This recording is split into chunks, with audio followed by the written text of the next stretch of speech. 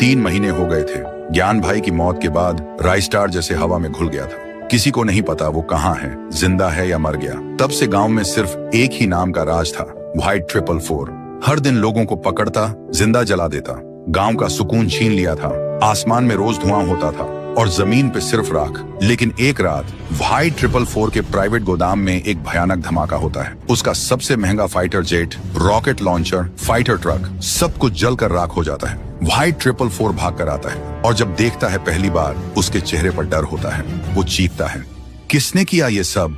तभी आसमान में एक ड्रोन दिखाई देता है और उसमें चलती है एक ऑडियो रिकॉर्डिंग राइस्टार की आवाज में। मैं वापस आ गया हूँ, तुझसे तेरा हर गुनाह वसूल करने, ज्ञान भाई के लिए और हर उस बेकसूर के लिए जिसे तूने जिंदा जला दिया था।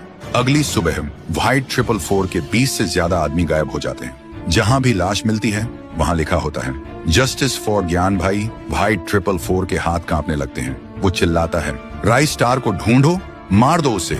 तभी आसमान से एक बड़ा सा पक्षी, मैकेनिकल ड्रोन बर्ड, उतरता है और उसके ऊपर बैठा होता है राइस्टार। सीधा व्हाइट 444 के सामने उतरता है। व्हाइट 444 बोलता है, तू है वो इंसान, बहुत मजा आया।